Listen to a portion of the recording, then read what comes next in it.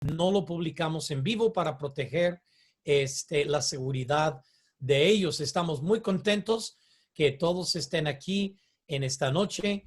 Y Jesús, ¿ya está el hermano David con nosotros?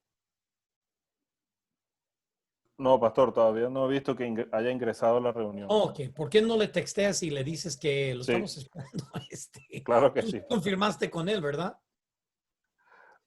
Sí, claro, claro. Ok, qué bueno. Yo también. Entonces, quiero presentar al hermano David Cárdenas, pero quiero esperar hasta que él esté, para presentarlo. Entonces, quiero seguir saludando a algunos hermanos y déjame saludar al hermano Pedro Hernández. Pedro Hernández, ¿de dónde nos acompaña en esta noche, Pedro? Hola, saludos.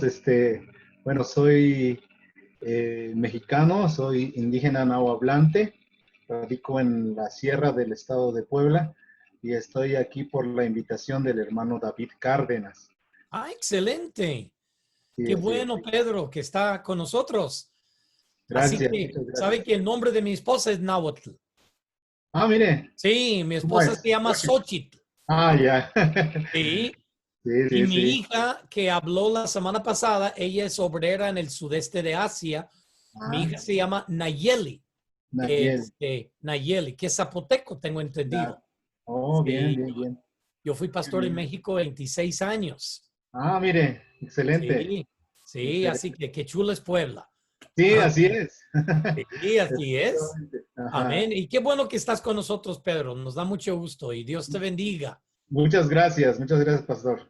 Claro. Y ahora quiero saludar al hermano a Baronel Siciliano. Que no lo había visto antes. Hermano, ¿puede encender su micrófono? Sí, hermano, Dios le bendiga. Dios le bendiga. ¿De dónde nos acompaña y cómo se pronuncia su primer nombre? Porque seguramente no lo pronuncié correctamente. Mi nombre es Abarbonel Elí Siciliano Valladares. Muy bien. ¿Y de dónde nos acompaña, hermano? Año desde Cojutepeque, El Salvador. Ah, qué bueno, hermano. No sé Qué como bien. la ciudad de las nieblas. La ciudad ¿Ciudad de las de qué? nieblas. De las nieblas. Ah, excelente. Qué bueno. Pueblo acá en El Salvador. Dios le bendiga. Igualmente, mi hermano. Y nos da mucho gusto que esté con nosotros. Y disfruta Amén. su pupusa cuando ahorita lo va a cenar. Pastor, ya tenemos a David con nosotros. Ah, excelente, excelente. Y voy a saludar a una persona más que creo que es de la República Dominicana, que es Isaías Gatón. Dice Gatón, no sé si es Sí. Gastón o Gatón. Gatón. Gatón, muy bien. Sí. Ok. Yo tengo gatito y tú tienes gatón. Muy Sí, bien. pero yo soy un gato hidráulico. Ah, bueno, está bien. Isaías, te mandé un correo electrónico hoy. Nos da mucho Excelente. gusto que estés con nosotros. Y tú trabajas con WEC allá Sí. en la República Dominicana. Sí, hermanos. Trabajamos con WEC, estamos en el área de movilización y estamos pues conectados con ustedes. Es una gran bendición para nosotros. Excelente, excelente. Dios te bendiga, Isaías. Estamos muy contentos que estés con nosotros. Y voy a saludar una persona más que es muy amigo mío, que trabaja en el Medio Oriente, pero creo que está metido en la cartel de Sinaloa, en México, el hermano Fernando. Fernando, saluda a los hermanos. Dios le bendiga, hermano Canadá. Qué gusto estar aquí con ustedes. Igualmente para nosotros. Es un gusto volverte a ver, que hoy es el cumpleaños de tu hija, ¿verdad? Sí, hoy es el cumpleaños de Damaris Sandaí. Damaris. Ella es la del medio. Es la del medio, sí. Ah, qué bien. El hermano Fernando tiene las 3 hijas más inteligentes que yo he visto en el mundo. Chicas con excelente actitud, muy dinámicas, pero muy inteligentes. Y todo su inteligencia, su belleza, su personalidad heredaron de su mamá, no del papá. Y al ver el hermano Fernando se dan cuenta. No, estoy jugando. No, hombre, pero el hermano Fernando, excelente obrero, en el Medio Oriente. Él puede decir el país si él gusta, yo no, por seguridad, pero él si gusta decirlo, está muy bien. Entonces, estamos muy bien. Ahora voy a saludar a mi amigo David Cárdenas y nomás no lo veo. Seguramente está, ahí está. David va a ser nuestro orador en esta noche y yo tengo varios años de conocer a David, aunque él es mucho más joven que su servidor.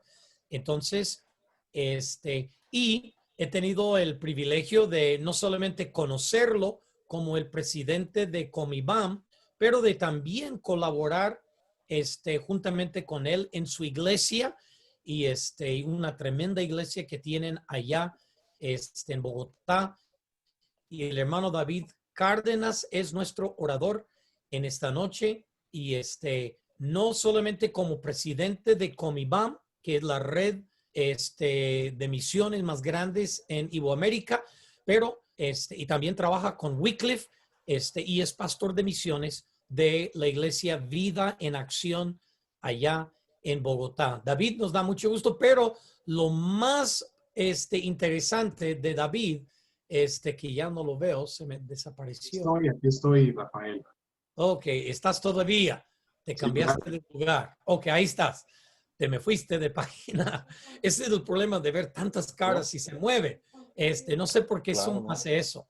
Entonces, pero David, acaba de tener, su hija Linda hace unas cuantas semanas y quiero que nos platicas acerca de tu esposa Marlene, que es salvadoreña, y de su hija, que es mitad salvadoreña, mitad colombiana. Y David, es todo tuyo en esta noche y la verdad estamos muy contentos que tú estás hoy en la noche con nosotros compartiendo la enseñanza de esta noche. Rafael, muchísimas gracias. Siempre es un gusto compartir contigo y agradecerte primero por tu amistad y en segundo lugar por tu liderazgo y por ser un gran facilitador de enfoque global para iglesias como la nuestra en Colombia, que teníamos una experiencia ya en misiones. Sin embargo, Enfoque Global nos ha ayudado a reentender nuestra participación en la misión de Dios de una manera mucho más amplia, más participativa, involucrando más personas. Entonces, estamos viviendo nuestro proceso de transformación como iglesia y estamos creciendo. En este tiempo de pandemia hemos seguido avanzando en formar nuestros equipos movilizadores para cada proyecto misional, en seguir entrenando líderes de nuestra congregación para ser parte de las diferentes actividades que propone el proceso de enfoque global. Así que estamos muy felices, por supuesto, extrañando las visitas de Rafael presenciales, pero aún así seguimos adelante. Así que Rafael, muchas gracias y por supuesto también al equipo de facilitadores de Enfoque Global Latinoamérica. La oportunidad de estar igualmente con ustedes y tener la oportunidad de compartir en esta noche un tema que es algo de lo que yo estoy involucrado en parte de mi tiempo, que tiene que ver con la traducción de la Biblia. Entiendo que los jueves son un espacio donde traemos diversos temas según la experiencia de los diversos invitados para poder contribuir en el fortalecimiento misionológico y también práctico de lo que es llevar el evangelio a las diversas naciones de la tierra.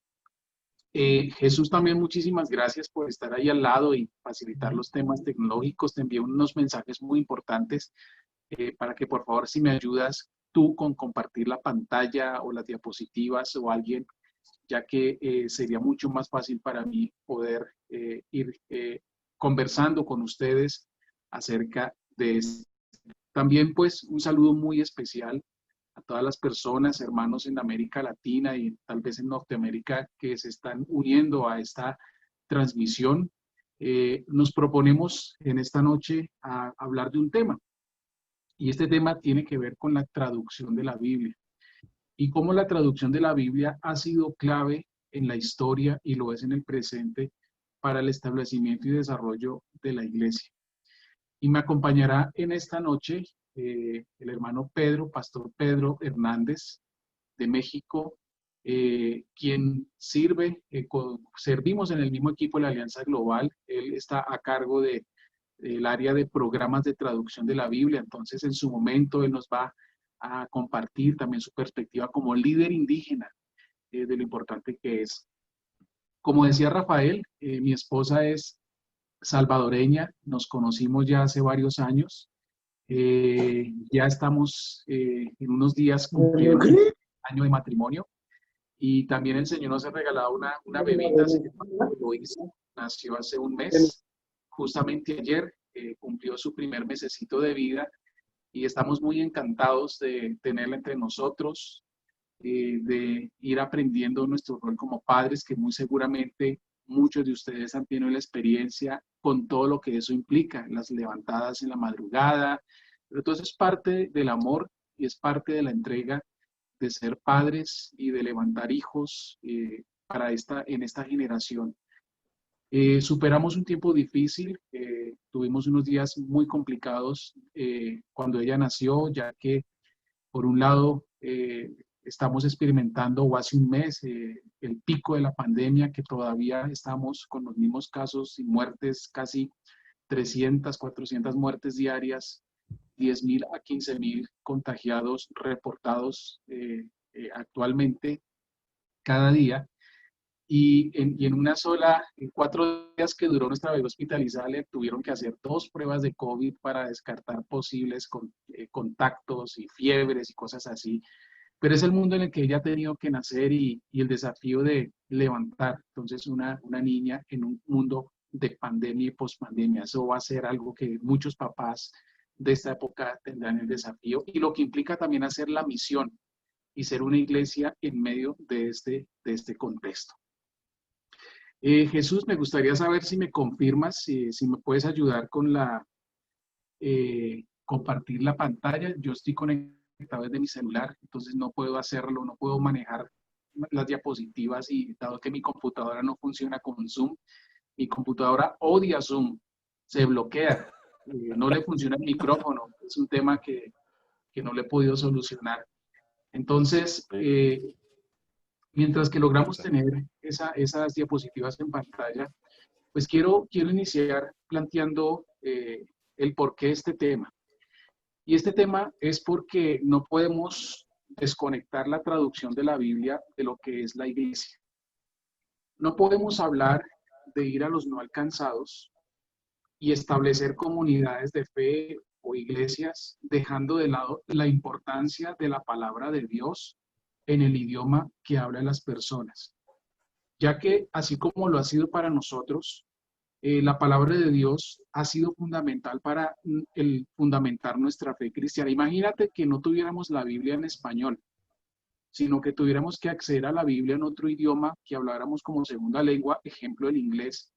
No sería una Biblia que hablaría al centro de nuestra fe.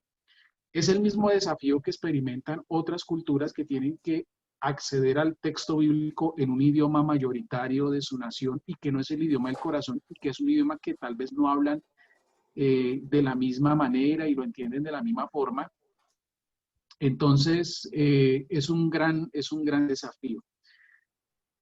Cuando miramos Hechos capítulo 2, el contexto de nacimiento de la iglesia, y mírenlo desde esta perspectiva, no solamente trata con la presencia del Espíritu Santo, sino habla también de cómo Dios, en un contexto de multiculturalidad y también de multilingüismo, da un mensaje que impactó vidas presentes en aquel entonces. Ese es el contexto en el que nace la iglesia como la conocemos, la iglesia pristina, la iglesia después de que Jesús ya ascendió, en un ambiente donde había multiculturalidad, pero también un ambiente donde hubo multilingüismo. Ese es el contexto de nacimiento de la iglesia. No fue un nacimiento monocultural y monolingüístico a la cual muchos de nosotros pertenecemos. Entonces esto ya nos da una gran insinuación, y es que el nacimiento de la iglesia es un nacimiento para las naciones, y es un nacimiento también que reconoce el valor de los idiomas, porque los idiomas son un regalo de Dios. Los idiomas son una bendición de Dios a través de la cual nos podemos comunicar y, por supuesto, a través del cual Dios nos habla.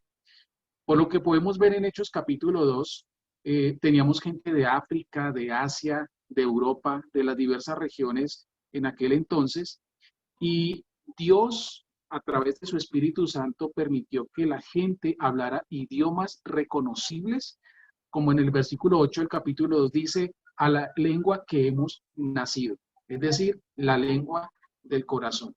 Entonces, por eso hablamos que la comunicación del Evangelio, y hablamos que la palabra de Dios o el mensaje de Dios en el lenguaje del corazón está muy ligado. Es una amalgama en lo que tiene que ver con la iglesia. De hecho, esto nació en la iglesia y el ministerio de la traducción de la Biblia debe estar enraizado en la iglesia y debe ser para la iglesia.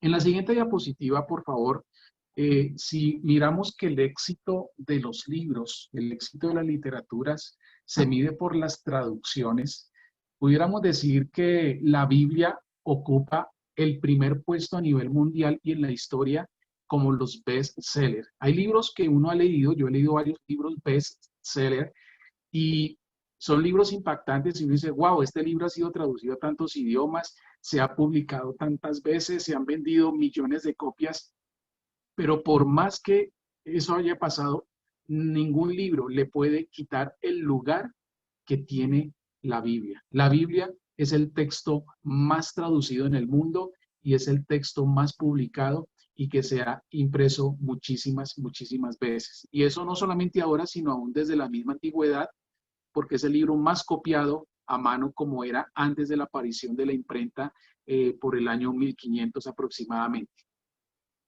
Hablando desde el punto de vista de contexto misionero, no podemos hablar de plantación de iglesias, no podemos hablar de desarrollar iglesias nativas entre los pueblos no alcanzados o entre las comunidades indígenas sin considerar la palabra de Dios en el idioma que las personas hablan.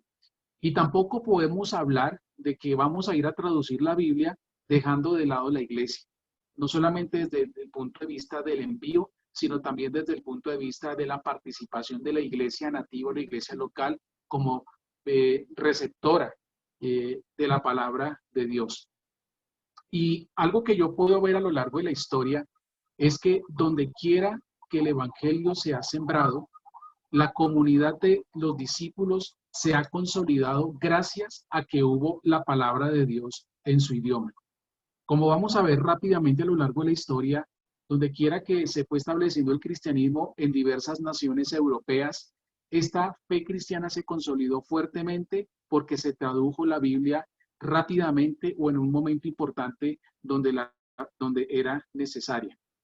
Pero también la traducción de la Biblia no solamente fue fundamental para contar con el texto sagrado, sino que fue el detonante de otras posibilidades a nivel cultural. Por ejemplo, el hecho de tener un alfabeto por primera vez, el hecho de que se promoviera el arte, la música, inclusive la arquitectura, la caligrafía, inclusive ser plataforma para otras literaturas, porque gracias a la Biblia es que se trabajó intencionalmente en la creación de los alfabetos, y lo cual sigue pasando hasta el día de hoy. Entonces, la Biblia en las épocas, digamos en las épocas de los primeros años de nuestra era, se ha constituido en un gran monumento literario en el buen sentido de la palabra, porque fue un pilar para la detonación y el desarrollo de otras posibilidades culturales. Quiero caminar con ustedes desde un punto de vista histórico rápidamente para enfocarnos mucho más en la época actual, donde el pastor Pedro nos va a estar hablando desde una perspectiva real y de la vida diaria, él como nativo hablante del náhuatl y también como traductor de la Biblia. Quiero que visitemos, por ejemplo, la etapa número 1, es lo que llamamos traducción de la Biblia 1.0. En la siguiente diapositiva, por favor. Y esta es una primera etapa que vamos a tratar desde el año 280 antes de Cristo hasta el año 1800. ¿Y por qué hablamos de este rango de tiempo? Por un lado, porque en el año 280 es cuando se hizo la primera traducción de la Biblia conocida como la Septuaginta, que contenía pues lo que llamaríamos nosotros el Antiguo Testamento.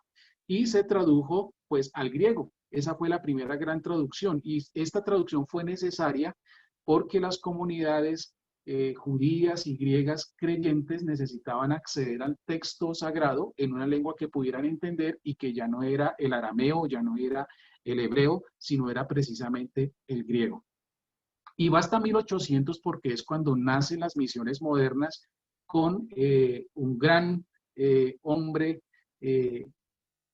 historiador y bueno, misionero, William Carey. Entonces, después de la Septuaginta, otras traducciones fueron emergiendo, como vamos a ver en la siguiente diapositiva. Unas traducciones muy importantes. El caso, aquí tienen ustedes una foto de lo que se conoce como la Septuaginta, año 250 a.C., lanzada en Alejandría, en Egipto. En la siguiente vamos a ver que hay otras traducciones fundamentales que fueron especiales y necesarias donde quiera que la fe se fue estableciendo. Entonces hubo traducciones de la Biblia al siriaco, porque ya el cristianismo llegó a esta región y esto fue por el año 200 después de Cristo. En la siguiente diapositiva, por favor, vamos a ver otras fechas fundamentales, y una de ellas fue la Vulgata Latina, en el año 348 después de Cristo. Esta Biblia, traducida por San Jerónimo, se tradujo al idioma latín porque era el idioma en ese tiempo del Imperio Romano. Y esta Biblia fue muy importante para promover la fe cristiana, por lo menos en Europa, a pesar que no todo el mundo hablaba el latín, pero hasta ese momento solamente se había hecho esa traducción. Sin embargo, en la medida que el Evangelio fue avanzando, se logró tener otras traducciones de la Biblia donde quiera que iban naciendo comunidades de discípulos, como es el caso de la Biblia gótica, la Biblia en el idioma armenio, la Biblia en el idioma georgiano, inclusive al chino. Empezamos a hablar de esa primera etapa, el etíope, el eslovaco, el idioma serbio, el idioma búlgaro, el ruso y el árabe en esos primeros siglos de la era moderna. Por favor, en la siguiente diapositiva podemos ver, ahí ustedes pueden ver estas fechas y las Biblias de las que he venido hablando, y en la siguiente diapositiva podemos ver también otras que fueron naciendo. Por ejemplo, en el año 1200 se tradujo la Biblia al francés, también hablamos de la Biblia al checo, la primera traducción al inglés, entre otras. Y cada una de estas Biblias fue fundamental para consolidar el cristianismo donde éste fue llegando. Ya para el año 1450, y quiero contarles cómo es que se hacía también el tema del texto, porque la imprenta no existía. Entonces, traducir una Biblia era un asunto demasiado costoso porque había que dedicarle tiempo, lo hacían muy pocas personas y además de eso tenía que ser a mano y con muy buena letra. Imagínense si en una de las páginas se comete un error en la escritura, pues esa página hay que desecharla y hay que volverla a hacer. Y son oficios que no los hacía cualquier persona. Eran personas especializadas, sobre todo eran eruditos y monjes dedicados a ellos por encargo. Entonces, tener una Biblia realmente era un manuscrito bastante amplio, bastante grueso, y además tomaba mucho tiempo, por lo que era muy costoso. Así que tener una Biblia era realmente un privilegio de muy pocos en aquel entonces, sobre todo de la gente rica, sobre todo de los reyes, pero también sobre todo del clero. Entonces la palabra de Dios no tenía realmente un acceso físico a las personas, sino era a través de las homilías o a través de las misas, donde se comunicaba, e inclusive en un idioma que posiblemente no era el de ellos, sino tal vez el latín, como llegó a ser así aquí en América Latina por algún tiempo. Hubo un cambio de paradigma, y esto sucedió cuando Gutenberg inventó la imprenta.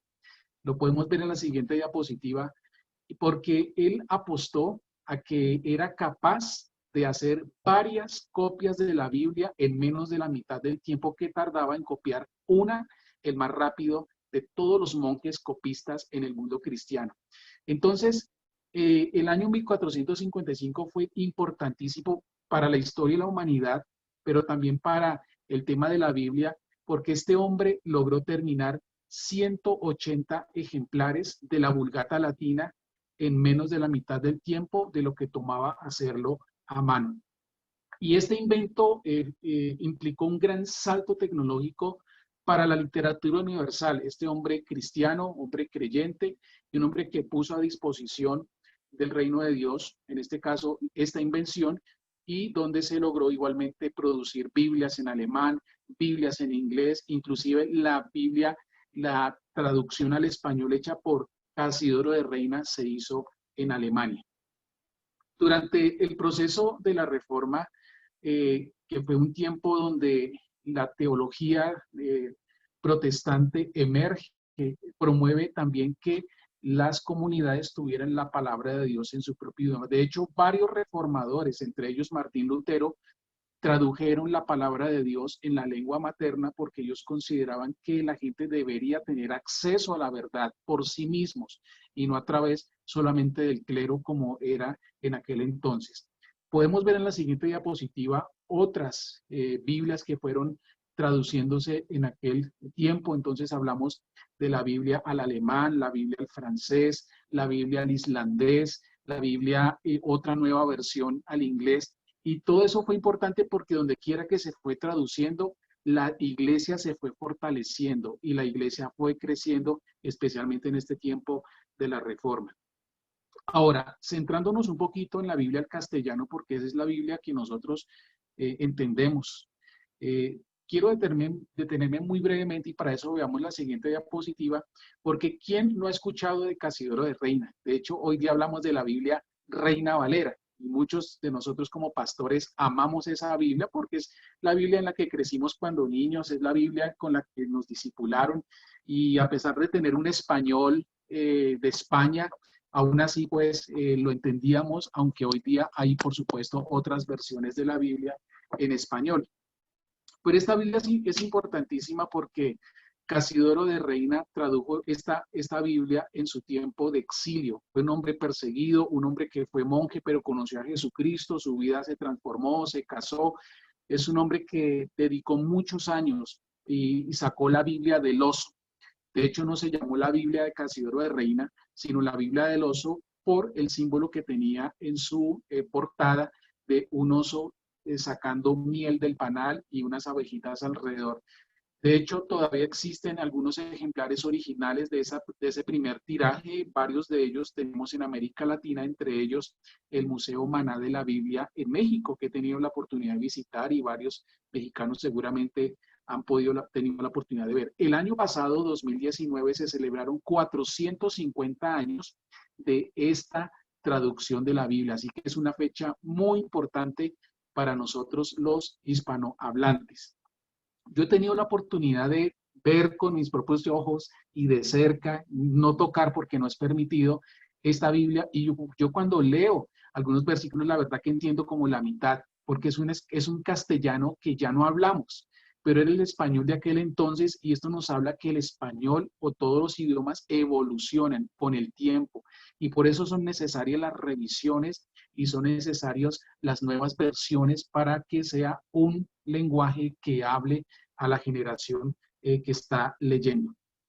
Quiero seguir adelante y ya como para cerrar esta primera gran época de la traducción de la Biblia, y es lo que he afirmado. Donde quiera que el Evangelio llegó y donde quiera que la comunidad de discípulos se fue estableciendo, la traducción de la Biblia fue necesaria para fortalecer la iglesia, para transmitir el mensaje de amor del Señor y ayudar obviamente al discipulado y al desarrollo de la teología, el desarrollo de nuestra fe cristiana. Y lo sigue siendo hasta el día de hoy. Entonces, para el año 1800, que es donde estamos cerrando esta primera gran etapa, ya se hablaba de 40 traducciones de la Biblia a otros idiomas, sobre todo idiomas mayoritarios y correspondientes a naciones o lenguas muy importantes en aquel entonces, mientras que otros 27 idiomas ya tenían porciones de las escrituras. También concluimos que la imprenta de Gutenberg fue la base tecnológica para que la Biblia pudiera ser reproducida más rápido y por ende distribuida a las personas. Pasemos ahora a la etapa 2.0 y es una etapa donde la traducción de la Biblia se intensifica, pero ya no solamente a los idiomas mayoritarios, sino ya se empieza a tocar idiomas correspondientes a grupos lingüísticos grandes y no tan grandes, como parte de la estrategia misionera de las misiones modernas que marcan o datan cuando Guillermo Carey lanza su propuesta misionera de llegar a la India. Y aunque en la primera etapa fue muy lento, empezamos a ver una intensificación de esto gracias al trabajo de la creación de las famosas sociedades bíblicas y que también el nacimiento de organizaciones misioneras, porque antes no existían, pero con Guillermo Carey inician las sociedades misioneras. Ellos fueron incorporando la traducción de la Biblia como un aspecto muy importante de la estrategia misionera, porque también entendían que donde se traduce la Biblia es posible llegar con el mensaje de Dios al corazón de las personas. Y Guillermo Carey, para los que se acuerdan de Historia de Misiones, él promovió la estrategia quíntuple, que vamos en la siguiente diapositiva. Y dentro de la estrategia muy quíntuple que ustedes ven ahí, la número 3 habla de la importancia de la traducción de la Biblia a los idiomas en que ésta se necesita. De hecho, Guillermo Carey tradujo la Biblia a varios de las comunidades lingüísticas de India. Él fue un traductor muy dedicado, además de todo lo que hizo, no sé con qué tiempo lo hacía, pero él realmente hizo muchísimas cosas trascendentales para la transformación de estas comunidades. El paradigma que reinaba en términos de la traducción de la Biblia hasta aquel entonces era el de misioneros externos a la cultura nativa que llegaban a vivir, se encarnaban aprendiendo el idioma, aprendiendo las costumbres y tomando el tiempo para crear las ortografías, la gramática, la caligrafía y empezar a traducir la Biblia. Por ende, era un trabajo arrancando prácticamente de cero y tomando años para lograr terminar al menos el Nuevo Testamento. No se hablaba de un modelo donde se involucraban los nativohablantes porque apenas las iglesias están en el proceso de ser formadas, pero el trabajo de estos misioneros fue fundamental para poder iniciar esta etapa de traducción de la Biblia. Algo muy importante de esta etapa 2.0 se da en el año 1920, donde se inicia un nuevo movimiento de traducción de la Biblia y tal vez algunos de ustedes han escuchado hablar del misionero Cameron Townsend, un norteamericano que empezó jovencito vendiendo Biblias en Guatemala, pero eran Biblias en español. Y cuando llegó a una comunidad cachiquel en Guatemala, un líder indígena le dijo, bueno, está bien, aquí tengo Biblias en español, pero quiero decirte algo, si tu Dios realmente es tan grande como tú me estás hablando, ¿por qué tu Dios no habla mi idioma? ¿Acaso tu Dios no es capaz de hablar mi idioma cachiquel? Entonces, esto fue algo muy impactante para Cameron Townsend a tal punto que él regresó a Estados Unidos, se capacitó y empezó a traducir la Biblia al cachiquel. Hoy, en el año 2020, estamos hablando de 100 años de que se inicia este nuevo movimiento de la traducción de la Biblia. Y Cameron Townsend fue un hombre que, además de traducir la Biblia, motivó a otros a hacer lo mismo y generó 2 ministerios como parte de su carrera misionera que existen hasta el día de hoy, como son el Instituto Lingüístico de Verano, que cuenta con miles de misioneros trabajando en proyectos de traducción en el mundo, y también como parte de ese proceso, la Alianza Global Wycliffe, en la cual yo tengo el privilegio de servir junto a muchos cientos de colegas en todo el mundo, donde también igualmente promovemos la traducción de la Biblia y el apoyo a los ministerios locales, ministerios nativos, para seguir adelante con la traducción de la Biblia. Quiero avanzar en la historia y decirles que para el año 1979 se llegó a la traducción número 100 del Nuevo Testamento, en el año 1979 apenas. Y esto se hizo en el idioma Yanesha de Perú, una comunidad indígena que conozco y que trabaja muy de cerca con Francisco Linares, director de CILTA y también enviado de parte de la Iglesia Bautista Miramonte. Tienen un proyecto de trabajo allá. Para el año 1982, La Biblia entera ya se encontraba publicada en 279 idiomas. Pero cuando yo les hablo de esta cifra de 279, pensemos no solamente en el número, sino pensemos en 279 naciones y comunidades lingüísticas que ya tenían la posibilidad de tener la palabra de Dios en el idioma que hablan, y por ende el hecho de tener la palabra ser la base para fundamentar mucho mejor su fe, para el pensamiento bíblico, para el discipulado, para el desarrollo de teología, entre otras cosas. Y el Nuevo Testamento ya se encontraba publicado en 551 idiomas, y al menos un libro de la Biblia se encontraba en 933 lenguas. Por supuesto, son cifras muy interesantes, muy grandes, pero quiero decirles, no era suficiente porque todavía la necesidad es muy amplia. Vamos entonces a la etapa 3.0 de nuestra historia, que se llama cambio de estrategia. Porque a pesar de que Cameron Townsend hizo y los misioneros de su época hicieron un trabajo muy importante con su modelo de trabajo, como lo mencionaba, llegando a aprender el idioma como extranjeros y trabajar ellos solitos o con su esposa traduciendo la Biblia hasta lograr tenerla, empezamos a ver algo diferente en los modelos de traducción de la Biblia. Y como lo vemos en la siguiente diapositiva, a principios de la década de 1980, algunos ministerios empezaron a implementar una nueva forma de trabajo, y era la siguiente: ya no solamente hacer el trabajo con los traductores externos, sino involucrar a traductores nativos, bilingües, por supuesto, para involucrarles como parte del proceso de traducción de la Biblia, y esto significó avanzar mucho más rápido, involucrando gente nativa, por supuesto la mayoría pertenecientes a iglesia nativa, en otros casos no, porque no había iglesia, había que formarla, y esto ha tenido un efecto en las estadísticas, como lo vamos a leer ahí en la diapositiva. Por ejemplo, para el año 1983 ya se publicó el Nuevo Testamento número 200 en África. En el año 89 el número 300, en el año 95 el 400, en el año 2000 el Nuevo Testamento número 500, y hace poco, hace 2 años, se publicó el Nuevo Testamento número 1000 en un idioma de Sudán del Sur en África. Es decir, se estuvo avanzando en promedio con 100 Nuevos Testamentos cada 5 años. Pareciera que es muy lento, pero déjeme decirle, es un trabajo muy arduo, ya que una traducción puede demorarse 20, 30 o 40 años inclusive. A veces se demora menos, dependiendo la complejidad del idioma y dependiendo también el tipo de personas y el número de personas involucradas. En una época o en un año más reciente, si yo hablo de la Alianza Global Wycliffe en la siguiente diapositiva, somos un movimiento de traducción de la Biblia conformado por diversos ministerios.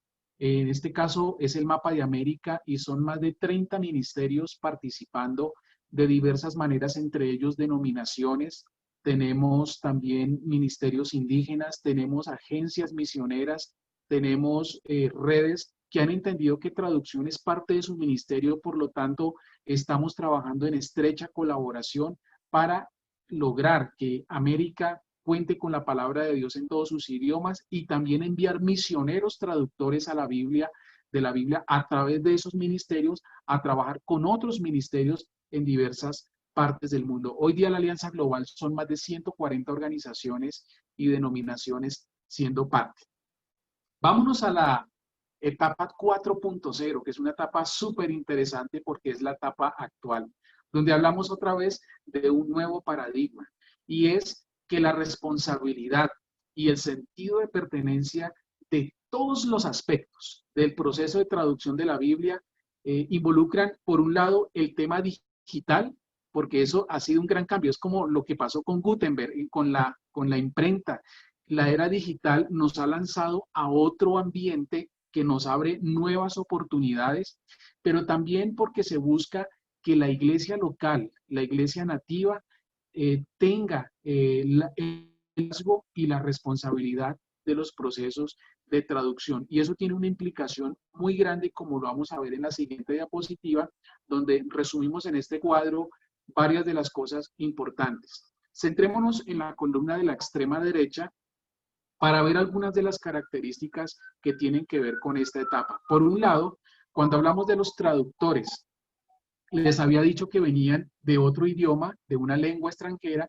Hoy se busca que los traductores vengan de la misma lengua materna, porque ellos mismos van a entender desde el corazón el mensaje, y con su bilingüismo, entonces, y digamos la ayuda de consultores bíblicos y procesos de retrotraducción, podemos llegar entonces a un texto en lengua nativa un poco más rápido. Si hablamos del liderazgo, antes el liderazgo del proyecto de traducción venía de la sociedad misionera, de la agencia en Europa, en Estados Unidos. Hoy día hablamos que el liderazgo del proyecto de traducción, ojalá sea de la iglesia local, de la iglesia nativa o de las redes de iglesias en la comunidad nativo hablante. De tal forma que la participación de la iglesia sea integral en todo el proceso y no solamente observadora. Hoy día estamos hablando de que en promedio, traducir un Nuevo Testamento puede estar entre 2 y 4 años, el más fácil. Hay unos que duran mucho más. Pero antes hablábamos que tomaba solo el Nuevo Testamento 25 años para lograr traducirlo. Antes, en el siglo XX, 10 años. Pero ya hoy estamos hablando de mucho menos. Si miramos desde el punto de vista financiero, hoy hablamos de que un proyecto de Nuevo Testamento puede en promedio costar unos $50,000, pero antes de las primeras Biblias, esa que yo les hablé, de los idiomas de hace 1,500 años, podría valer entre 1 y 2 millones de dólares, precisamente por todo el trabajo que involucraba, porque se hacía a mano, entre otras cosas. Hoy día hablamos que una Biblia que se ha traducido o un Nuevo Testamento se revisa frecuentemente porque los idiomas se van transformando. Pero antes hacerlo era muy costoso y muy complicado, entonces casi que ni se hacían revisiones. En cuanto a los formatos, hoy no solamente tenemos nuestra Biblia en papel, la tenemos de manera digital, la tenemos en audio, tenemos videos de la Biblia, tenemos el acceso a través de dispositivos móviles, pero también a través de diversos formatos impresos. Es decir, las posibilidades son muy amplias y ya también se está trabajando en realidad virtual, llevar los dramatizados de la Biblia. Pero antes era solamente el impreso. Entonces vemos que esto nos abre a un mundo muy amplio donde realmente es un trabajo interminable todo lo que puede suceder a través de la traducción de la Biblia. Entonces ya el objetivo no es solamente traducir ni el Nuevo Testamento ni el Antiguo Testamento, sino el objetivo es traducir tanto como sea posible, y no solamente la Biblia. Tal vez hay otros textos clave de la historia de la fe que pueden ser de mucha bendición, pero igual eso será decisión de la iglesia nativa qué tanto quiere traducir.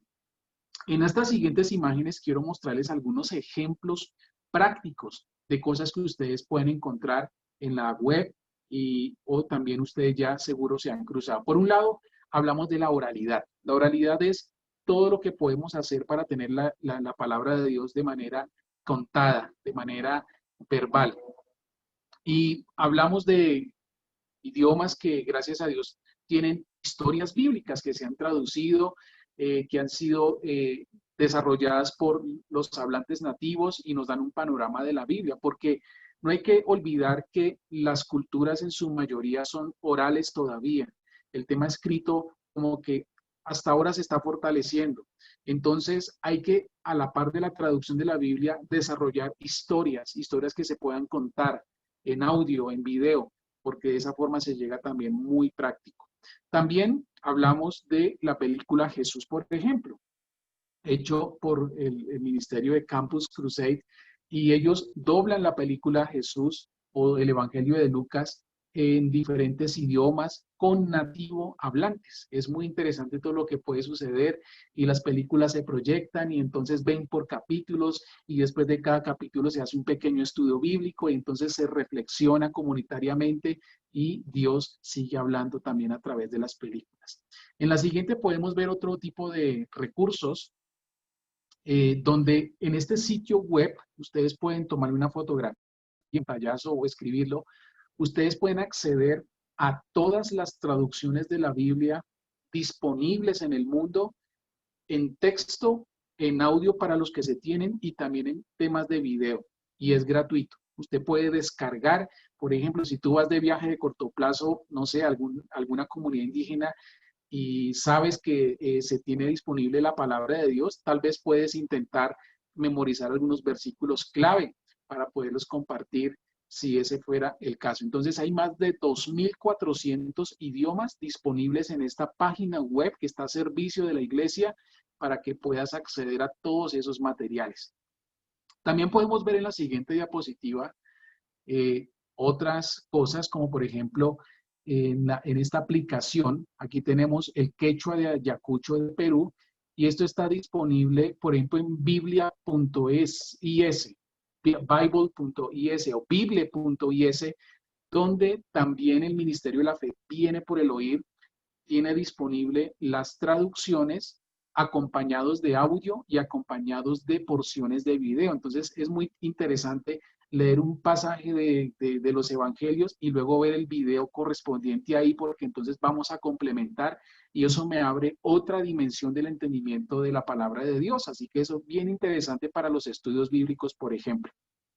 En la siguiente podemos ver otras, como por ejemplo los Megaboys, que son unos dispositivos que son netamente de audio y en ese podemos tener grabado las porciones de la Biblia y las personas lo pueden manipular muy fácilmente y escuchar. Y me cuentan los compañeros, colegas de ministerio, que hacer estudios bíblicos usando la Biblia en audio también es algo que está iniciando iglesias. Esto me lo cuenta Abdiel López, representante de la Fe Viene por el Oír para América Latina, y él me cuenta testimonios donde él dice, ok, Dios está moviéndose, Dios está transformando vidas a través de los estudios bíblicos.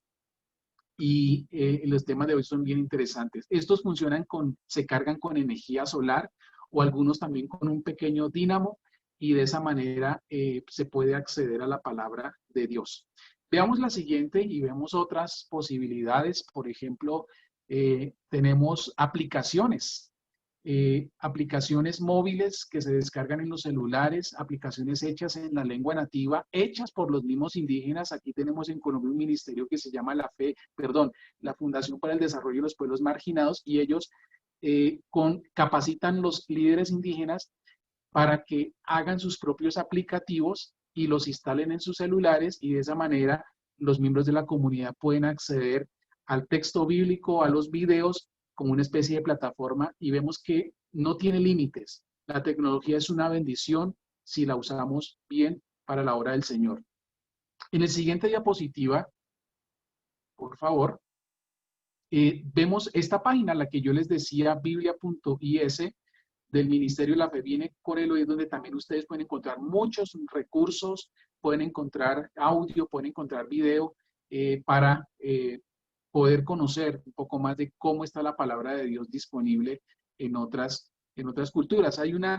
Aquí hago un paréntesis porque la Sociedad Bíblica de El Salvador hizo un experimento, y es para conectar con los jóvenes de esta generación en El Salvador.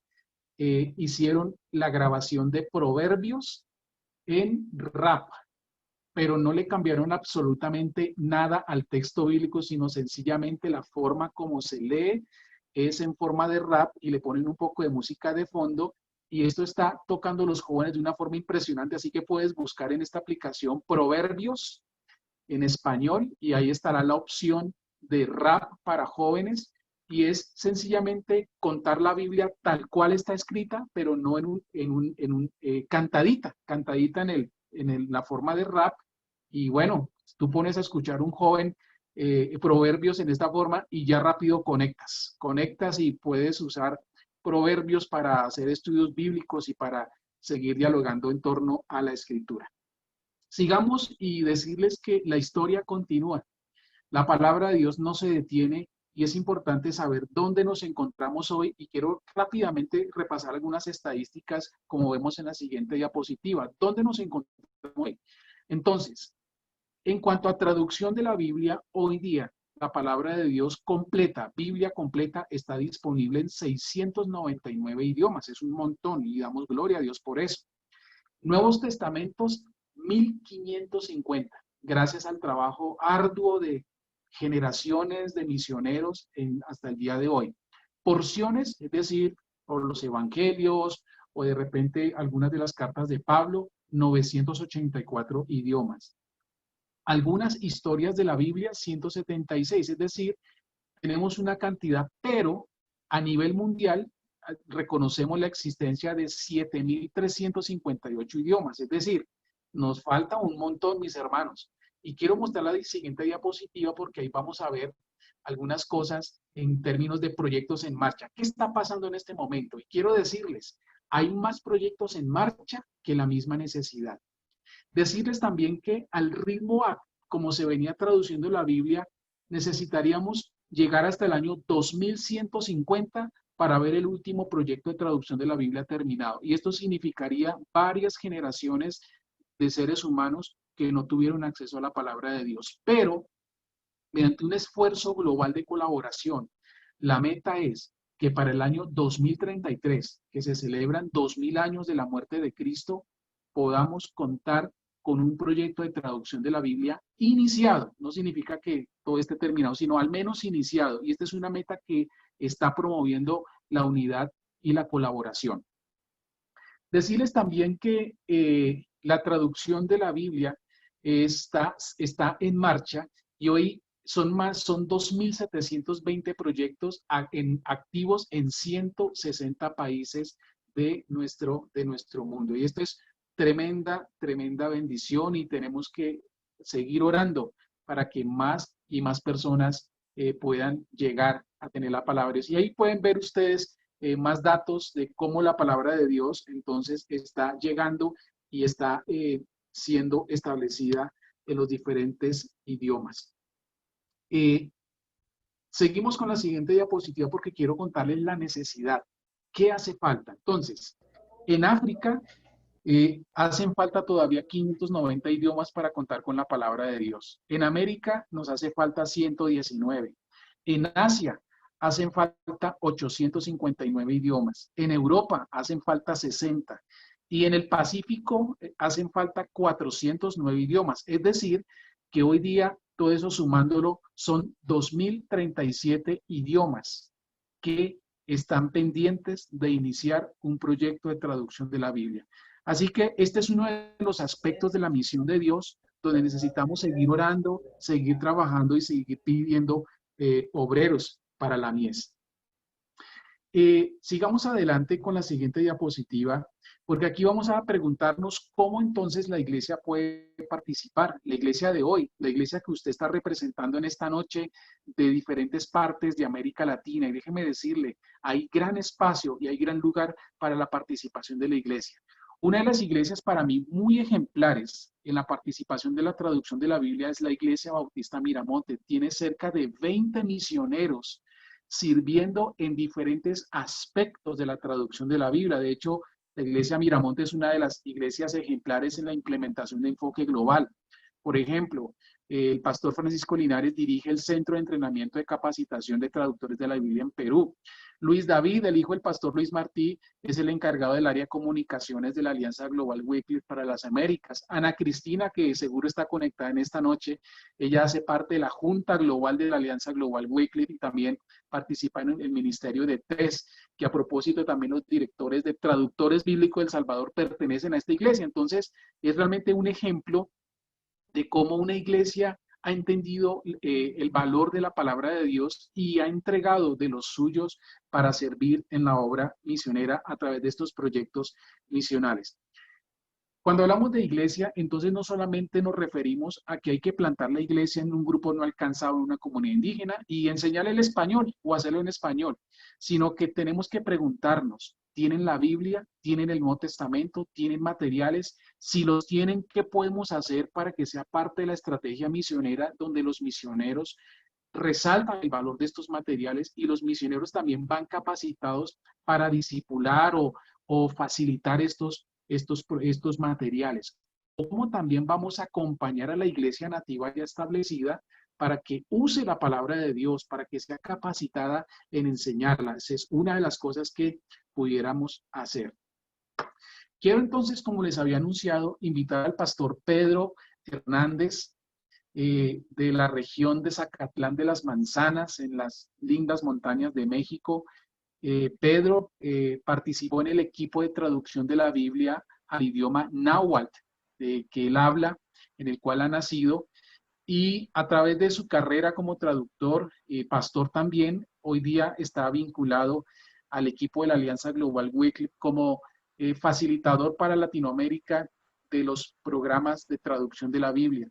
Y podemos dejar de compartir pantalla para que podamos ver a Pedro de primera mano, porque Pedro nos va a compartir acerca de esa experiencia de ser traductor. ¿Por qué es importante para una comunidad que él representa tener la palabra de Dios? ¿Cómo la palabra de Dios ha detonado un mejor fortalecimiento de la iglesia y crecimiento de la misma? ¿Cómo a través de la palabra de Dios, Dios conecta al corazón de las personas? Así que, Pedro, te damos una bienvenida y muchísimas gracias por atender esta invitación del Ministerio Enfoque Global.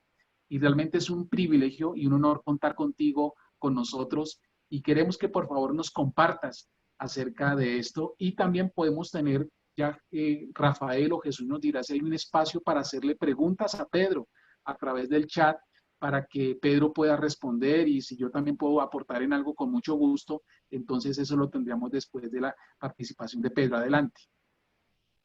En la socamati belmik, no me echan las palos y que se y las tolsi en Dios.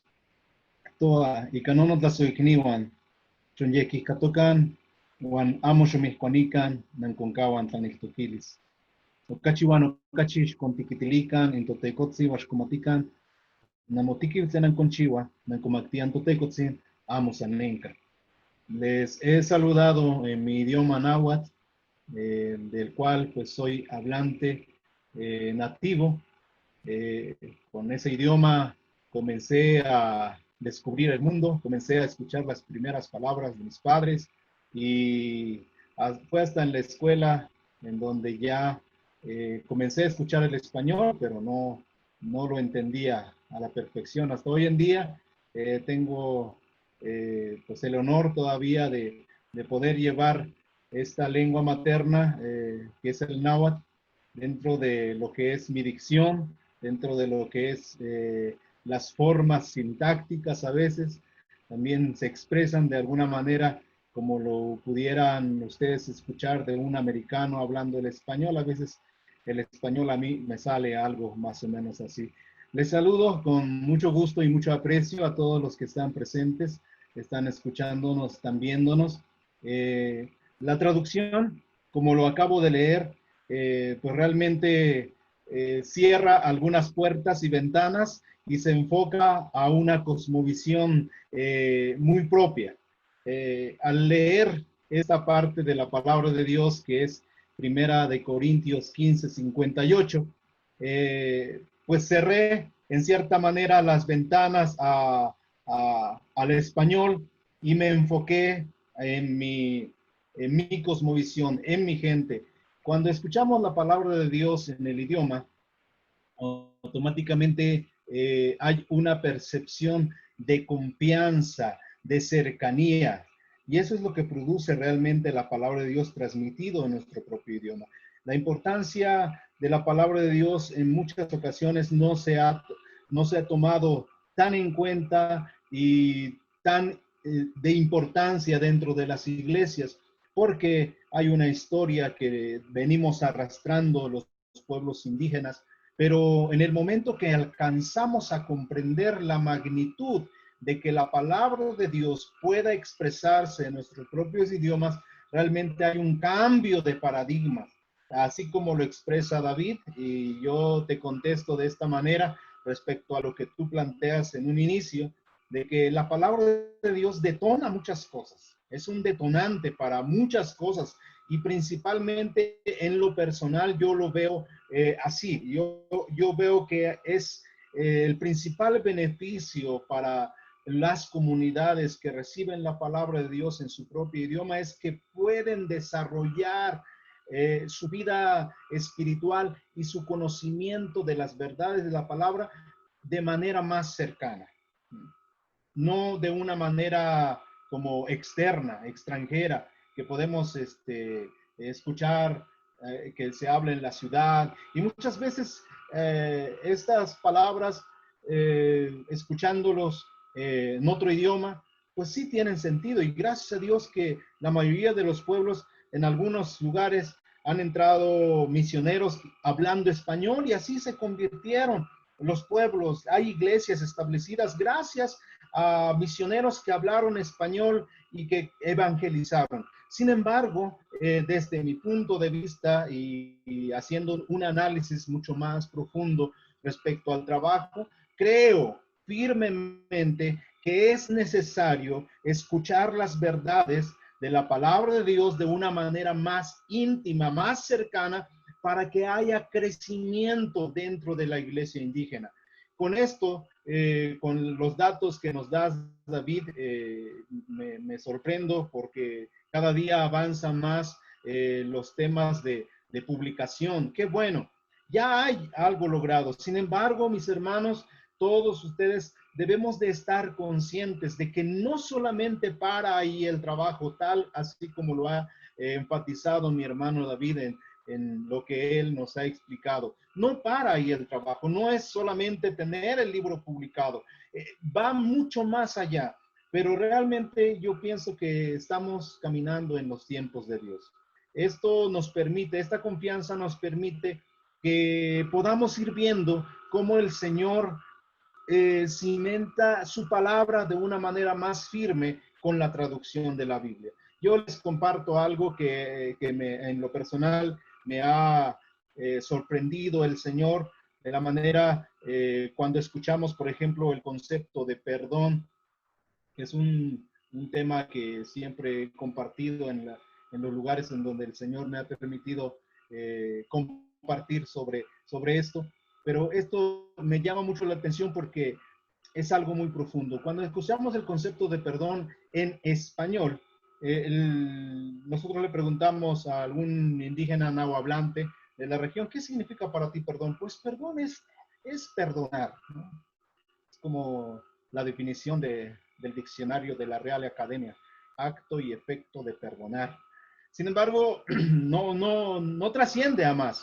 Pero cuando lo trasladamos al idioma, que en el idioma se pronunciaría algo así, Tetlapojpolhuilis, es una palabra un poco larga porque el náhuatl, entre paréntesis, abro un paréntesis, es un idioma aglutinante, es una característica del idioma náhuatl. Entonces, si escuchamos la palabra Tetlapojpolhuilis en nuestro idioma, comienza a abrirse una puerta que con el estudio profundo e intencional para conocer qué significa la palabra Tetlapojpolhuilis, llegamos a encontrar que Tetlapojpolhuilis expresa la acción de borrarle la cuenta a alguien que nos debe. ¿Ah? Si alguien me debía algo, yo agarro un borrador o algo y lo borro. Y expresado, esta es una muestra de muchos conceptos que pueden entenderse de una manera más clara, más profunda, de una manera más íntima. Y esto es del por qué nosotros sostenemos y decimos, no solamente porque trabajamos en esto, no solamente porque estamos familiarizados con esto, sino porque lo vivimos, porque somos, por ejemplo, como ya lo ha dicho mi hermano David, somos nahuablantes, somos nativos de un pueblo de México, un pueblo lingüístico también que tiene su propia cosmovisión y lo hemos visto desde nuestra propia experiencia. Hay muchas cosas que todavía se deben de trabajar, pero desde mi perspectiva es por ello que la traducción es muy importante. Pedro, tengo una pregunta para ti y de paso animo a que los hermanos usen el chat para ir colocando sus preguntas, bien sea para el contenido de la exposición o bien sea para Pedro. Pero cuéntanos cómo fue el proceso para llegar a tener la Biblia, lo que se tenga en náhuatl en tu comunidad. ¿Cómo fue el proceso? El proceso, pues, realmente yo creo que es parte de lo que yo le llamo el plan de Dios, ¿no? Para los pueblos. Nosotros, de alguna manera, tuvimos la oportunidad de que en nuestra comunidad llegara una lingüista alemana. Esta lingüista alemana, para muchos de los nativos que vivimos en la comunidad, fue de mucha sorpresa al ver que esta mujer comenzaba a aprender el idioma y se familiarizaba con nosotros y hablando, tratando de hablar náhuatl, que al paso del tiempo lo aprendió. Esto fue muy interesante. Ella, juntamente con algunos hermanos que hoy están pues, sirviendo activamente dentro de la comunidad, comenzaron a reclutar un equipo de traductores.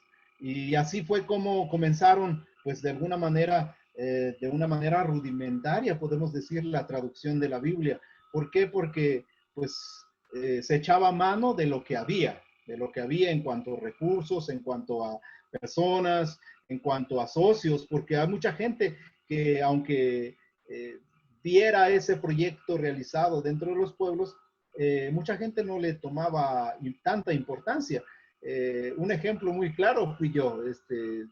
Estuve en ese tiempo como pastor de una iglesia y fue muy interesante porque la historia es muy larga, pero lo resumiré en esto. En esa ocasión recibí una carta en la iglesia y me dicen, pastor, le invitamos para que usted participe en el chequeo de palabras claves, para que usted pueda participar en esto. Bueno, yo llegué y me sorprendió que estaban hasta la iglesia, líderes de la iglesia católica y muchos líderes evangélicos. Bueno, pues qué bueno. Fue una reunión muy concurrida. Sin embargo, en lo personal yo dije, bueno, pues como que deja mucho que desear la forma en cómo se hacen las decisiones y todo. Entonces yo comenzaba a aportar más de lo que eran mis expectativas. Y ahí fue como nos involucramos en el proceso de la traducción. Siendo yo pastor, en ese tiempo me invitan a formar parte activo de este equipo y así fue como comenzó pues este andar ya hace pues ya casi más de 15 años, ¿no? Involucrarme en el proceso de la traducción.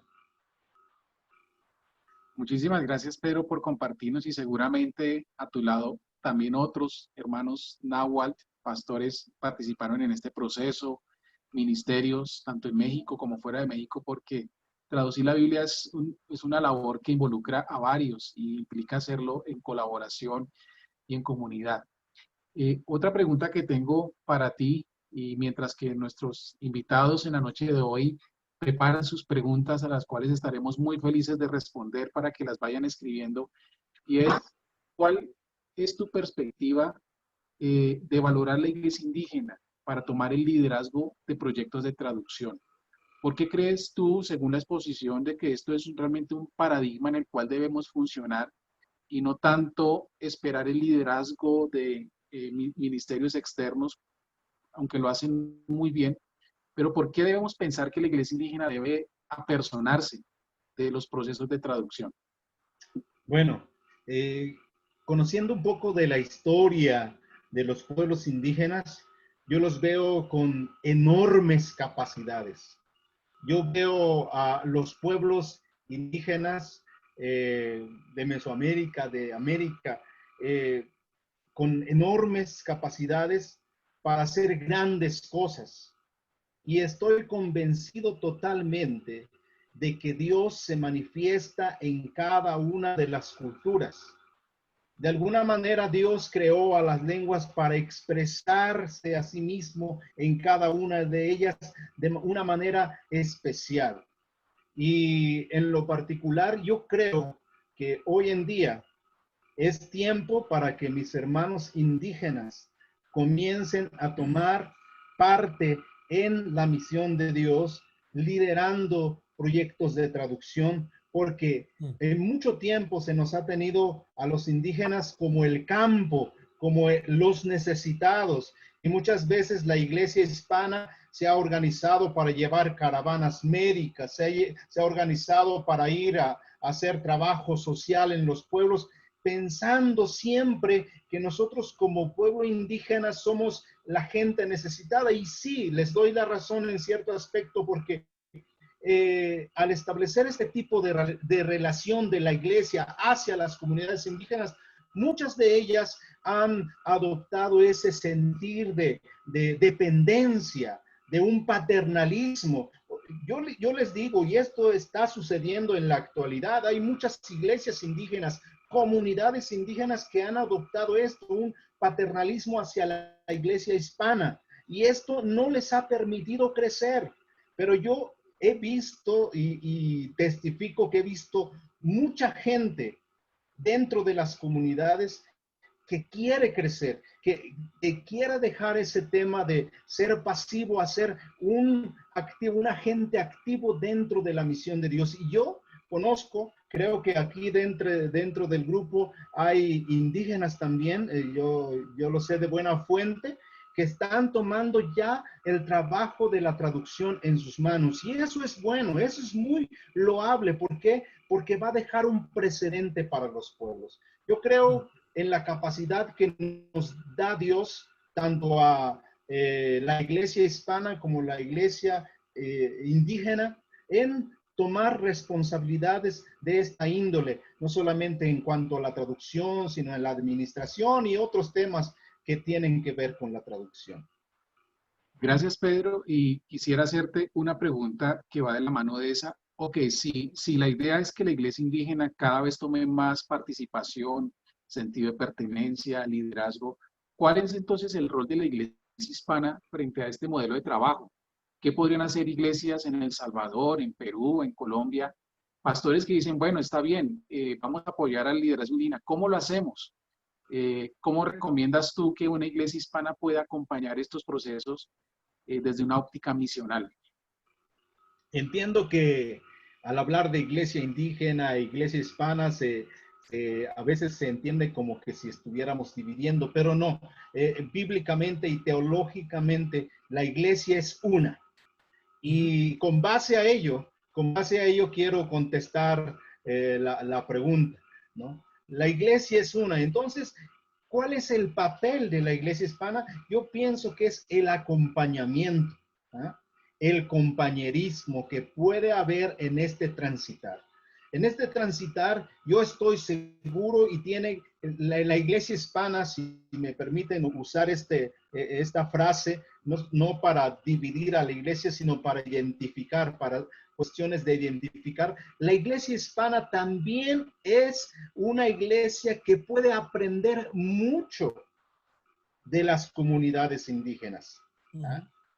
Nosotros hemos aprendido mucho de ustedes. Eso ya es un camino que se ha tomado desde hace mucho tiempo. Nosotros podemos recibir mucho de ustedes. Eso se agradece y ha sido un honor el que ustedes se hayan fijado en sus proyectos misioneros en las comunidades indígenas como el campo. Está excelente. Pero también yo pienso que debemos de acompañarnos, debemos de venir en un plano en donde la iglesia hispana e indígena pueda caminar de la mano y pueda entender que la misión que le da el Señor es acompañarse, es fortalecerse el uno al otro, es compaginarse, es complementarse el uno al otro para hacer y extender el reino de Dios.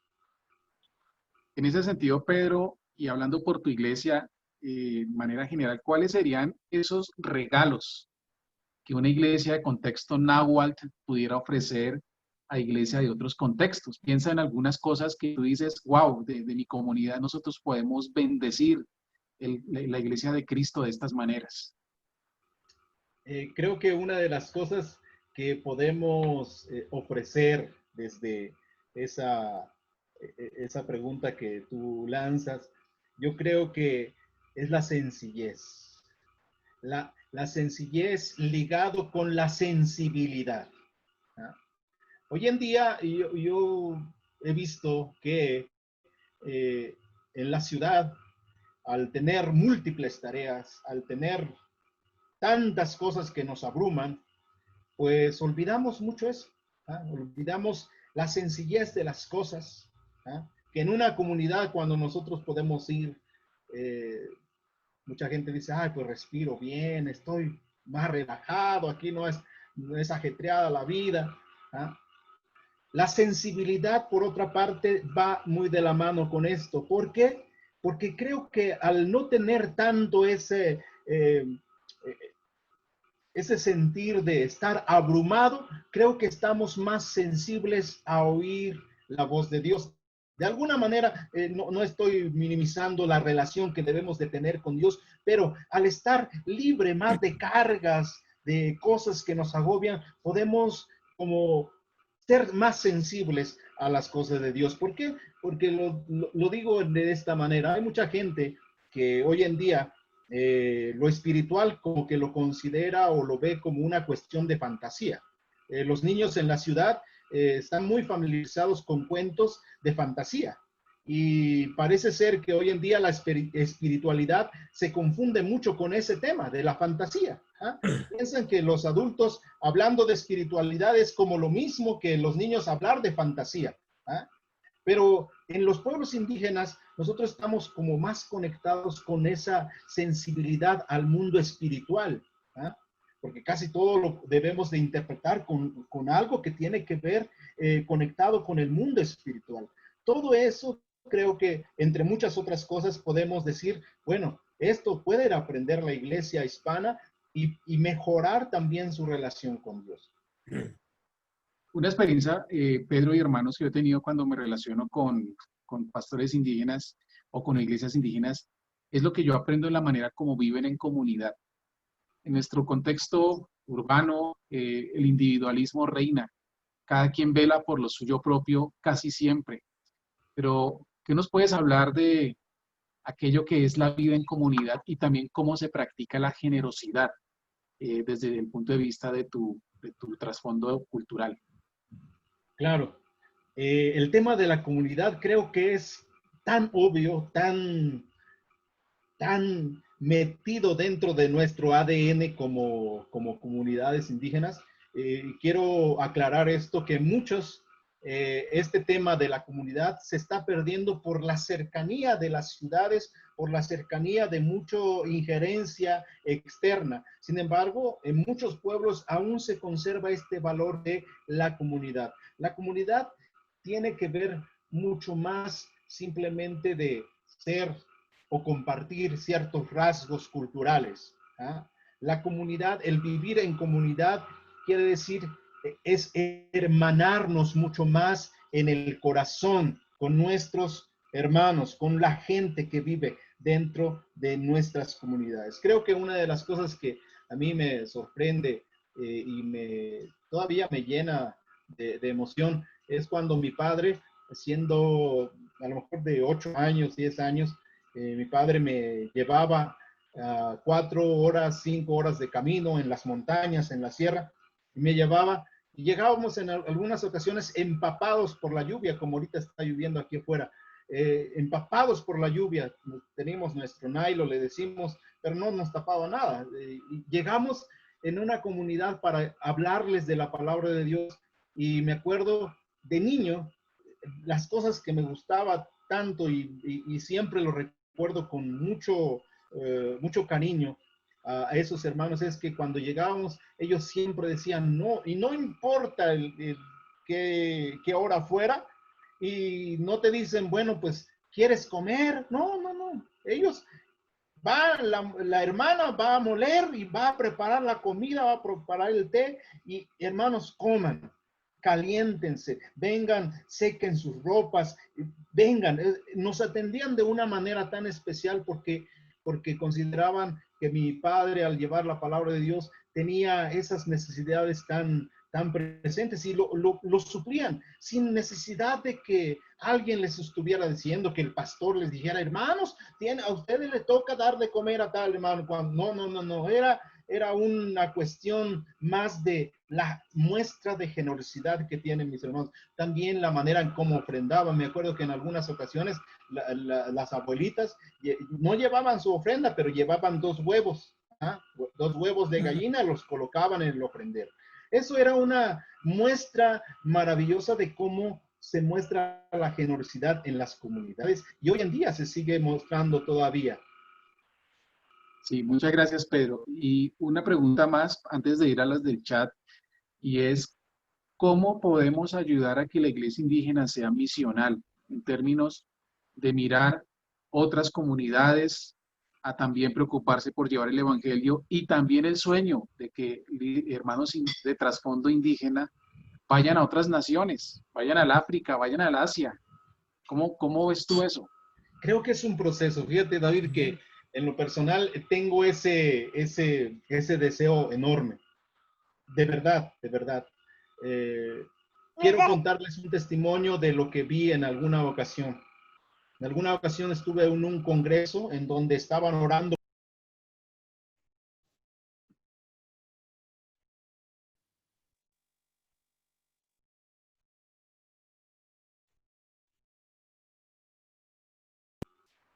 Parece que fui silenciado por el hospedador, no sé si hay. Ok, bueno, en ese congreso de misioneros, yo decía en mi corazón, ¿cómo deseo que en alguna ocasión alguien que pertenezca a las comunidades indígenas pueda estar saliendo a misionar en otros lugares? Yo no supe hasta que después que terminó el tema, el congreso, supe que 2 o 3 candidatos a misioneros eran indígenas. De repente yo dije, bueno, ¿qué pasó? Y me quedé pensando, me quedé patinando, ¿qué está pasando? ¿Por qué no se identificaron como indígenas? Ellos, lamentablemente, ellos iban con la carcasa, con la armadura prestada, de alguna manera, de que ellos salieron, sí, de una comunidad indígena, hablaban una lengua indígena, pero se habían metido en una iglesia hispana y ellos habían tomado la identidad hispana. De manera que ellos, en alguna manera yo vi como que se avergonzaban de su identidad. Yo dije, ¿cómo van a misionar estos misioneros en otro lugar con esa identidad? Alguien me dijo, bueno, tu deseo ya se cumplió, mira, ya van misioneros. Bueno, no es la forma. Yo anhelo mucho más, un asunto mucho más integral. Yo creo que el proceso debe ser que conforme conozcan la palabra de Dios, una intimidad mucho más cercana con la palabra de Dios traducida en su propio idioma, con un convencimiento mucho más firme, con convicciones mucho más firmes, a través de ello puedan ellos comenzar a servir en otros lugares, en otras latitudes, sirviendo en diferentes ministerios. Yo creo que es un proceso y en ese proceso estamos caminando ahora. Así es, Pedro, de acuerdo contigo, significa que la iglesia, las iglesias de trasfondo indígena también están llamadas a ser misionales. Están llamadas también a ir a las naciones, están llamadas también a predicar la palabra, y así que el hecho de estar escuchando en esta noche también nos deja un desafío, y es cómo podemos ayudar a esas iglesias que han entendido y necesitan entender el mensaje, la misión de Dios, para que ellos también envíen misioneros, hagan viajes de corto plazo a otros lugares, bendigan la iglesia urbana con lo que nos pueden también bendecir, con su experiencia, con su forma de ver la vida, la sencillez, la comunidad, etcétera. Así que tú nos dejas un gran reto y también una nueva perspectiva, tal vez para los que no la conocían, de que también podemos recibir de la iglesia indígena, no solamente lo que podemos dar. Vamos a mirar el chat y tenemos algunas preguntas muy interesantes, y Pedro, ayúdame a contestar algunas. Sí. Y ahí el hermano Fernando pregunta lo siguiente: ¿será necesario traducir en algunos idiomas que están a punto de desaparecer? Por ejemplo, el idioma Pima tiene 800 hablantes, o hay otros como el Pápago en Sonora que tiene 162 hablantes. Esa pregunta me la han hecho también, pero me gustaría, Pedro, que tú respondieras. En alguna ocasión así le hicieron la misma pregunta a Dios. ¿Destruirás tú a tal pueblo si en de alguna manera yo quiero comentar que una sola alma vale la pena todo el esfuerzo para bendecirle, en el nombre del Señor. Creo que la traducción no se hace en primer lugar como para preservar los idiomas. Yo creo que no se hace con esa intención. Eso es una bendición que viene, una añadidura, la preservación de los idiomas y todo ese aspecto.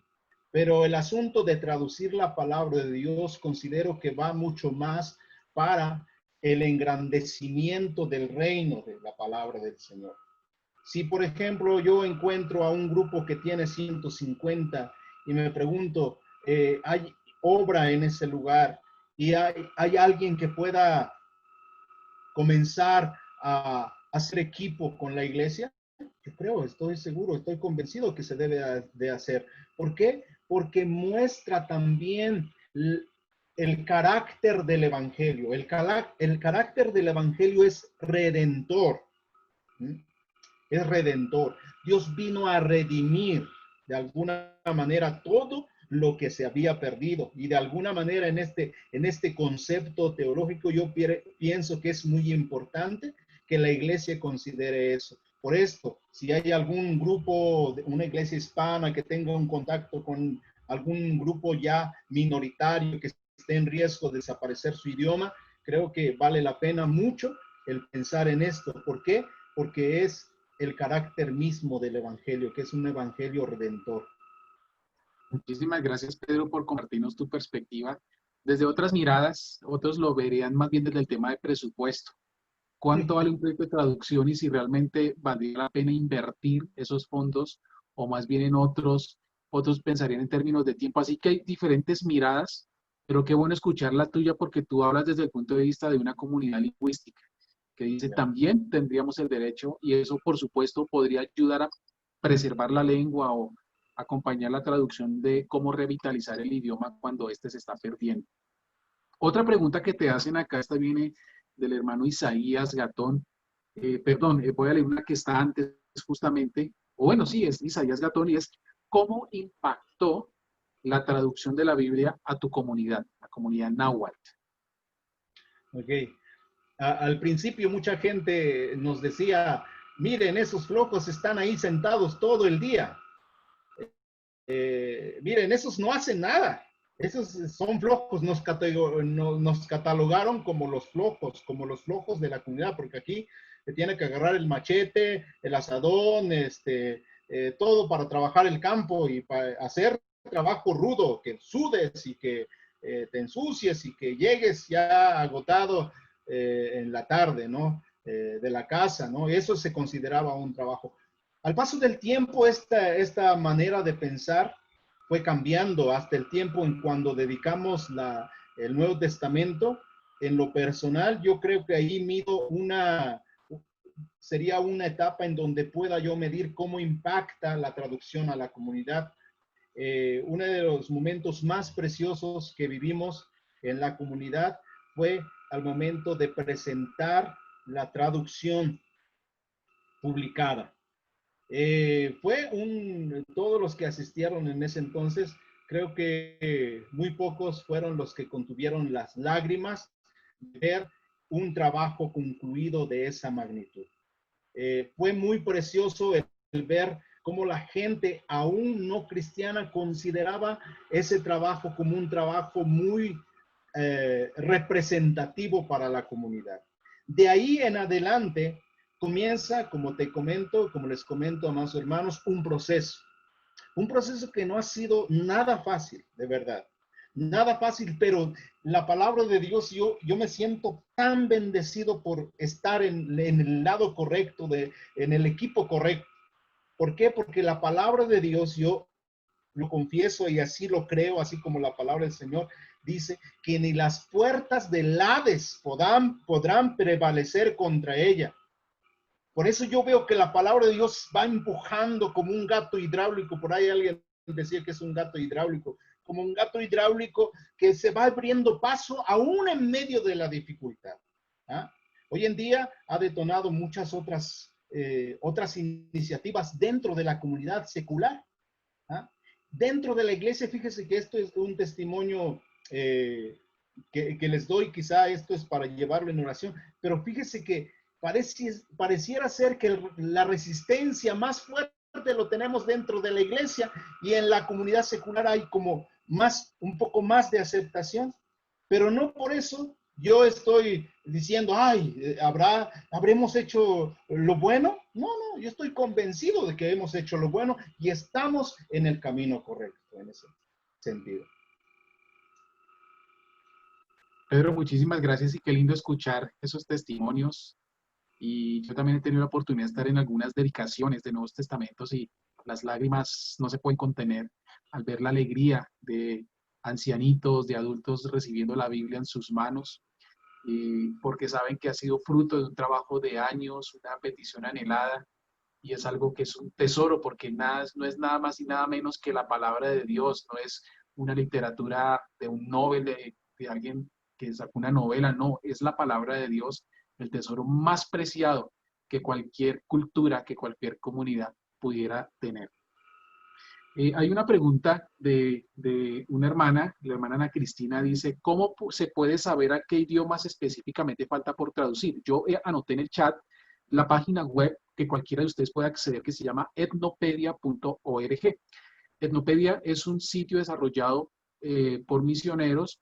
De hecho, David Marahan de Comimex, que sirve como director de alcance de una etnia en Comibón Internacional, es el administrador de la información para nuestra región. Entonces, ahí están todas las etnias del mundo conocidas y para cuáles de esas tiene la Biblia, no tiene la Biblia, tiene el Nuevo Testamento, hay iglesias, no hay iglesias. Entonces, es un sitio supremamente rico en información para que ustedes puedan documentarse y acceder a ello.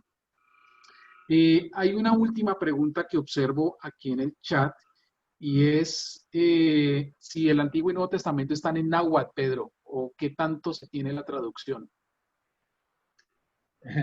Algo que mencionaste hace poco en nuestra conversación, en esta plataforma, el hecho de que muchas veces la gente considera como en primer lugar el presupuesto, ¿no? O sea, el presupuesto. Hoy en día nosotros solamente tenemos el Nuevo Testamento. De alguna manera hemos querido sondear cómo es la aceptación de esto. Hoy en día estamos orando para que Dios comience también a mover los corazones para que prontamente haya un equipo que esté traduciendo también el Antiguo Testamento. Esta es una oración que tenemos a Dios y esperemos que pronto podamos tener esto porque de verdad es una bendición. Gracias, Pedro, y que así sea. Seguro es el deseo también de muchas más comunidades. Rafael, Jesús, yo creo que hasta aquí nosotros vamos. Si ustedes quisieran continuar para la parte del cierre, ha sido un honor tanto para Pedro como para mí estar con ustedes. Pues David, estamos muy contentos de que tanto tú como Pedro hayan podido estar en esta noche. La verdad, excelente presentación. Y la Biblia dice claramente de que para que la gente tenga fe, la fe viene por el oír la palabra de Dios. Amén. Tienen que tener la palabra de Dios. Este es el primer cimentación para que un pueblo pueda llegar a conocer a Jesús, glorificarlo. Ellos tienen que tener la palabra de Dios. Y es un trabajo arduo, un trabajo invisible que muchas veces no reconocemos, no lo miramos. Pero si un pueblo no tiene la palabra de Dios, es bastante difícil, si no imposible, que una iglesia puede emergir y puede haber discípulos.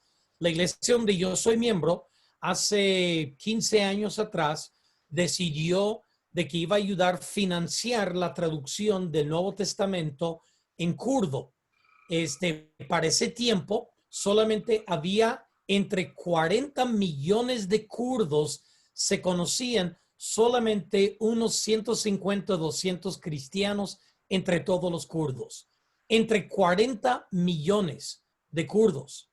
No solamente ayudó a financiar el Nuevo Testamento, pero y también además financió en su enteridad el Antiguo Testamento, pagó por completo para que el Antiguo Testamento fuese traducido. Hoy en día no hay menos de 5,000 creyentes kurdos. Y eso estamos hablando en un espacio de 15 años. ¿Por qué? Porque ahora tienen acceso amplio a Dios. Pueden conocer a Dios por medio de su palabra. Obreros, misioneros que llegan a estos lugares, ellos pueden ahora predicar y decir, Dios habla tu idioma. Así que muchas gracias. David, varias personas estuvieron preguntando que si pudieran enviar los links de las diferentes estadísticas y quizás el PowerPoint de los ministerios. Yo sé que uno es La Fe Viene por el Oír, Megavoz, y algunos otros. Quizás es algo que tú podrías enviarle a Jesús y Jesús lo puede distribuir a nuestra red de WhatsApp. Claro que sí, Rafael, con mucho gusto. Ahí a Jesús le enviaré la información. Ok, nos daría mucho gusto. Ahora, hermanos, la próxima semana aquí en el Jueves Misionero, una familia mexicana que fueron misioneros a los zapotecos, indígenas zapotecos en México, y ahora están sirviendo en Asia Central. Desde hace 3 años ayudamos a enviarles a Asia Central. Ellos están sirviendo ahí y desde Asia Central ellos se van a conectar con nosotros para hablarnos qué es lo que Dios está haciendo. Ahora, hace 3 semanas atrás, una familia venezolana que enviamos a un país totalmente cerrado en Asia Central nos habló. Esta familia mexicana está sirviendo en otro país de Asia Central. No es el mismo país. Si ellos quieren decir el nombre de su país, adelante. Pero yo por la seguridad no lo voy a mencionar. Pero va a ser muy interesante de que ellos nos hablan de cómo es la vida y además ellos al estar ahí tienen que aprender 2 idiomas y uno de los idiomas es el ruso. Primero tuvieron que aprender el ruso y luego el idioma local que no lo voy a mencionar porque ya sabrían qué país es. Pero si quieren saber, seguramente ellos les van a decir la próxima semana. Así que la próxima semana a las 7 de la noche, tiempo de Nueva York, 6 de la tarde, tiempo de México y diferentes países es diferente hora. Creo que 5 de la tarde Centroamérica, Perú creo que son las 6 de la tarde. No recuerdo todos las dinámicas. Y ciertamente en España, yo sé que hay hermanos de España que están mirando, creo que es la 1 o las 2 de la mañana.